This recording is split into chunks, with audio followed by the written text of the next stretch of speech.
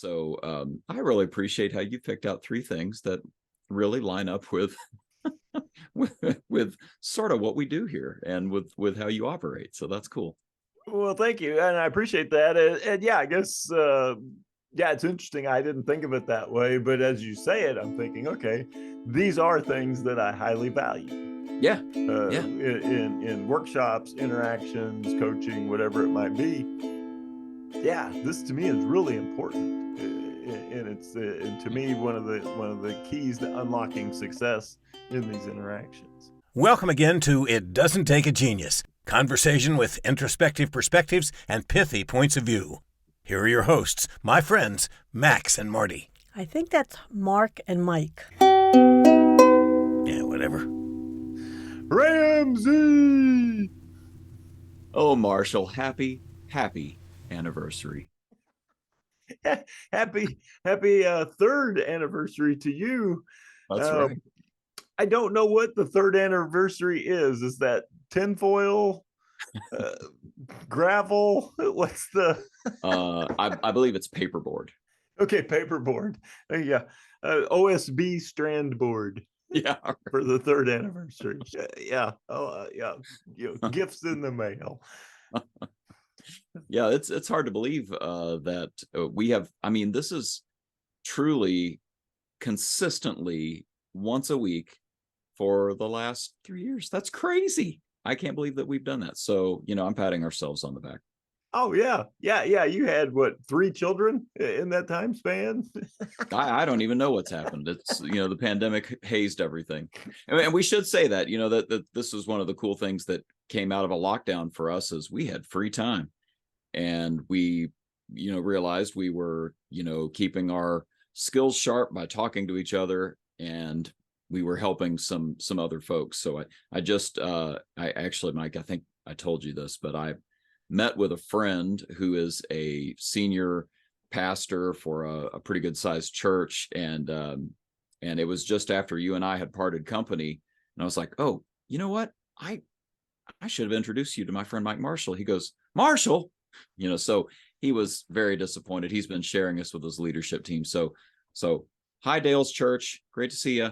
Hey, Dale's Church, sorry I missed you. But yeah, this has been good for us to just be able to, again, it's good for us, and we found that it's valuable for other people, so we'll keep doing it. Oh yeah, no, it's been a lot of fun. The feedback has been fantastic, and it's one of those things where it forces you to continue to learn. Yep. Forces us to continue to think about what we do in a more deliberate and intentional way. Yep. So that we can share those experiences back. So yeah, it's been a fantastic thing. So you had the idea that today we would talk about our favorite episodes, and I've cheated a little bit in how I've done mine, but let's start with yours, Mike, and do your top 3 episodes. So these are not necessarily the most popular episodes, correct? These are just the ones that that you just really liked. Yeah, I just went back and said, which one of these do I really like, and which ones have held up? They just seem to still be stuff that we're talking about every single day. Yep. And so the first one was early on. It was episode 30. The Just Ship It. Quit listening to the resistance.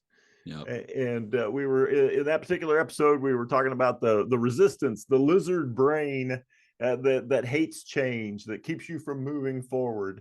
And we talked about I'd published some children's books, and so many people had come up to me afterwards and said, I've been working on my book, but I've never published it. I've never moved forward with it. There's this resistance. It's never good enough. It's not perfect. It's, and so they're stuck. And Seth Godin's book, Linchpin, talks about this and says the lizard brain, will stand in your way. That resistance, that just fear, the putting something out of he calls it shipping it. Yeah, and I remember that conversation, thinking about how many times you've heard an author say something to the effect of, I didn't finish my book, I just reached the deadline, or I just stopped editing forever. and you actually did it, and then you did it, you know, 2 more times, right? With three more times with your Harry the Hamster books. So you know, there's just it caught my attention when we were doing that episode how one thing had led to unlocking other things. So the fact that you shipped it allowed you to continue to ship it after you were done. So it's a phenomenal episode. I do remember that. Yeah. Once you break the ice, it's easy to do it again. Yeah. And that also, that episode 30, features the longest version of our outro. You know, you've got an extended ukulele solo that just shreds. I mean, you're shredding the ukulele. For those who haven't figured it out, the ukulele that you hear is called Mark Ramsey is cheap, did not want to pay for any audio, and therefore recorded in his little microphone some ukulele strumming that is pretty poor. If you listen all the way to the end of all of our episodes, you'll hear me say out loud unconsciously, "Yeah, that's good enough." And that's my favorite part. So, anyway. And it fits this episode so perfectly. Yeah, you strum it along and it's pretty good, and then at some point you stop and just go, yeah, that's good enough. That's good enough. And it is, and we shipped it, right? Yeah. We sent it out into the world. So way to bring that all the way around. Yeah. So that one was it's definitely one of my top 3. All right, so let's hear your second. All right, so the second one is episode 80. And that is why tripping over the truth is the key to change. Yes. And we dove into that. We talked about significant emotional events. Right. And it was interesting because it just dawned on me, but the initials for significant emotional event is C. Oh. SEE. So the significant emotional events helps you see right, the path forward. And we talked about people who've had, you know, they were overweight and they didn't do anything about it until they had a near-death experience, the heart attack, or it was a minor event where they, you know, they realized that they couldn't play with their kids anymore. They couldn't get up and down or something like that. And then we took it into a business idea of, how do we create significant emotional events that create change in our team members? And I had an example come up in one of my stores. We were kind of brainstorming. We've got, you know, this row of service providers, and they wouldn't. They talked about, okay, if you're busy, if you're on the phone, look up, make eye contact, acknowledge the customer, so that the customer knows that you're there. And they just wouldn't do it. Just, you know, they've been working months talking about this, and so we came up with this idea. And so we had all these service providers come in for an early morning meeting. So they came in an hour before they were typically due. We had them go into a conference room. They're all sitting there. At the exact moment the meeting was supposed to start, the owner and the department manager walked into the room, went to the front of the room, and just started talking to each other about something not related to the people in the room. And they chatted 5 or 6 minutes and walked out. And, you know, from what I heard from sources in the room, the people in the room were furious. Right. You know, we came in here, got here, we're ready to go. These guys came in, ignored us completely, didn't acknowledge us, didn't talk to, right? They were just, vibrating. They were so upset. And then the leaders came back in and said, you know, well, how'd that feel? Well, we felt ignored, undervalued, unappreciated. Like, yes, that's how our customers feel. You know, so that's great. Yeah, we you know, create this significant emotional event. And you know, it wasn't and that episode talks about logic is not enough, right? Everybody knows that everybody likes to be acknowledged and appreciated, but that logical information wasn't changing behavior. And Yeah, so yeah. they came up with an idea to get them to feel it so that we could get the behavior to improve. The ancients would have talked about mythos and logos, story, the myth, and logos, the truth, the word. And you know, yeah, they're both 100% valid, but man, mythos can really grab you, right? The story can really grab you. So if you participate in a story, it is a significant emotional event. I believe we talked about this on that episode. I think that, you know, this is how Ritz-Carlton won the game for a while. You know, that this is how they did their employee onboarding, and it worked. So it's great stuff. Great stuff. Yeah. Okay. So third. Number 3, episode 127. So a fairly recent one. Yeah. Coaching feedback for kids and adults. Oh, yeah. This one was so simple, but so powerful. And we talked about, you know, if a child works on their drawing and they show it to you, the one question you should not ask is, oh, What's that? Yeah, what's that? Well, what is it? Yeah. You just devastate the artist. Yep. A great coaching question, in this case, a great parenting question is, wow, that's cool. Tell me about it. And so now I get the artist to go first, and they explain it. They get a chance to tell me their thought process and how they came up with this creation. And then we segued that into the thought of coaching. When you're coaching someone, you always want them to go first. Yeah. So tell me about this situation. What was going on here? Yeah. Instead of me jumping as the manager, jumping to a conclusion. Well, you know, you never got this customer the information they need. Right. Right. I don't know all the details. And if I jump on it, I may never know all the details. You know, the employee's going to either become, you know, defensive or want to fight back, or they'll just lock up. And so always letting the other person go first allows you to gain insights and solve the real problem. Yeah, and it's funny how this sort of overlaps with a significant emotional event, right? Because sometimes that ability to talk is the first time they've felt heard or listened to and heard their own thoughts, and the next thing you know, they trip over the truth. So there's a real a connection with a lot of these episodes. And I got to say, Mike, you've really painted your sort of like your MO pretty well by picking those 3 episodes. I think they really, you know, if you think about the workshops that I've got to be in the room that you mainly have put together. I've had a little hand in some of them more than others, but you really try to create moments where people have a tripping over the truth. They have a significant emotional event. You certainly try to make it to where they're the ones doing the talking, and you know, you're asking them, tell me about it, and getting them to talk. So I really appreciate how you picked out 3 things that really line up with with sort of what we do here and with how you operate. So that's cool. Well, thank you. And I appreciate that. And yeah, I guess, yeah, it's interesting. I didn't think of it that way, but as you say it, I'm thinking, okay, these are things that I highly value.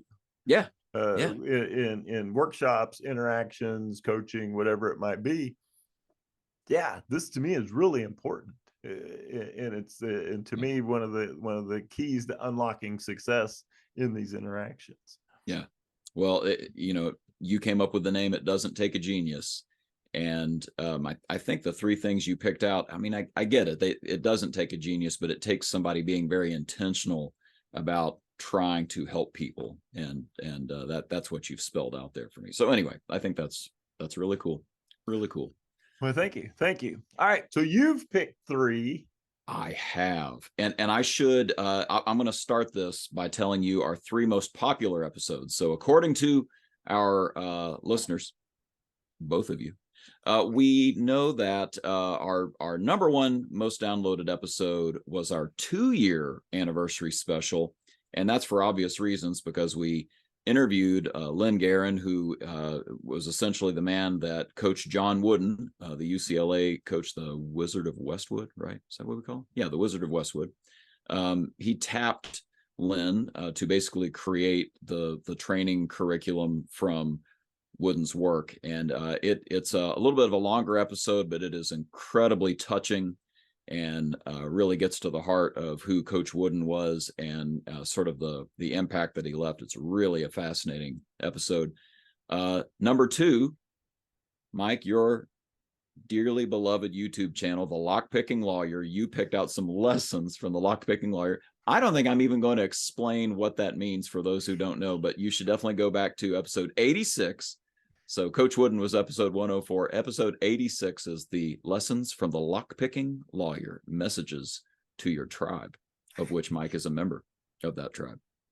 And then the third episode actually overlaps. So I'm cheating, Mike. I'm not going to pick 3 episodes. I'm going to pick 3 episode series, because we have done this several times where we've done a series of episodes that all relate to each other. Sometimes we bundle them up on the hipsocket.net website in our resources page. But the one of those episodes that made it into our top 3 most popular episodes was part of our series on crucial conversations. So this was a whole series we did, 7 episodes total, where we basically help you navigate really hard conversations when there are high stakes and high emotions. And it is obviously it's a companion to the book Crucial Conversations. For those of you familiar with that wonderful work, we've turned it into a really tight 1-page download that sort of walks you through the principles so that you can prepare to have a good crucial conversation. And I honestly, I think it's some of our best work, just helping people navigate hard conversations. It's something you and I do all the time. And sometimes, we forget that, if you don't, like we live in that space, we live in sort of a tension world where there's always going to be a little bit of conflict and people struggling through how to have a conversation. We do it a lot. But if you don't, we have some incredible resources, and the popularity of the episode probably speaks for itself. But that starts at episode 108. 108. The 8 things that hinder your coaching is the first of those crucial conversations episodes. So podcast 108. Yeah, that was a fantastic series. The opportunity to work through a process of how am I going to have this conversation, right? So the whole thing is the prep. It's all right. about gathering information, and the majority of it is I think that episode is Start with the Heart. The introspective, like looking at, okay, what did I do that contributed to what's going on with this other person. And man, that is, when we teach this in person, when we practice it, it's so difficult to start with, okay, how am I the problem? like, what did I do that made this happen, made this worse, made it more likely to occur? Wow. That is just so painful, but it's such a necessary part, and it's a part that's often skipped. So the whole process is the whole crucial conversations process is good. I think that is probably the most insightful piece, is that very first piece where you say, okay, what did I do? And what do I want as an outcome for myself? But more importantly, what do I want as an outcome for the person that I'm about to have this conversation with? Yeah, it's honestly a series of mindset shifts that you go through as you work through the worksheet. Maybe the goal isn't to win. Maybe the goal is to understand. Wow, that in and of itself is amazing. But yeah, great stuff. Great stuff. Mm-hmm. No, that's fantastic. All right, so those were 3 popular ones, 3 of my favorites, and then any more on the series idea? Yes, there's a couple more series I'm going to highlight because they are pet projects for me. It's funny how you pick stuff that resonates with you. I'm going to do the exact same thing. So if you go back to podcast 92, we introduced something called the Workplace Book Club. I am all about this. We had a hashtag that you created, hashtag Guys Without Looks with Books. That was how we went to market with that bad boy. And still true. It is so true. So true. But what we did is we basically, and again, it's on the hipsocket.net resources page. We have, about 5 of these. that we picked out and have worksheets prepared for that you can download, and episodes that you can listen to. Jane Austen, Shakespeare, Charles Dickens, things like that, where they're works of fiction. And we have taken just a few little excerpts and said on one page, here's something for your team to read, and here are some really good questions to help you use this to, wrestle with it a little bit and grow. I am a really firm believer that there is something in there that really helps you grow as a person. And when you talk about that as a team, the team grows together as well. So those were incredibly fun episodes. I could probably spend the rest of my life doing episodes like that and interviewing cool people, and I'd be very content. Well, and that was fantastic, and it dove into, so much of our work focuses on self-help type of books, research on human behavior, things like that. Yeah. So yeah, it was neat to dive into this fictional world, and within that world, great fiction is probably great fiction because it does mirror the reality of the interactions that we have. Absolutely. And so yeah, there's elements of truth in there. That when analyzed and can be analyzed safely. And so since we're not talking about a specific person or a specific incident, we're talking in the general world, we can dive into it a little more deeply without people, coming up with resistance or thinking they're being, picked on or attacked. So I've heard it described as the moral imagination. It's giving us a chance to just have some empathy for a fictional character, where we start to sort of say, what would that be like? What is that like? And then the next thing you know, you have a person have grown. So it's powerful. I wish every corporation in America had the opportunity to have a book club. It doesn't seem very practical, but it's sort of like Seth Godin says, there's a difference between calling it a soft skill and calling it an essential skill. These are things you need to be a human being in the workplace. Mm-hmm. No, that is absolutely huge. Yeah. Wow. So we've done a lot of good stuff in 3 years. I feel good about it. It's really good. It's one of those, like, I hadn't really, and I think that's the purpose of a milestone. Yeah. Maybe stop on your journey and reflect a little back. And I have to admit, I hadn't really thought about our body of work. Yeah. Yeah. And I don't know that I would change anything about how we've stumbled through it. We did sort of just ship it, and every week there was an episode, and sometimes we put, 5 in a can because we're going to be on vacation, and we, parse them out over weeks, but we've never missed a week.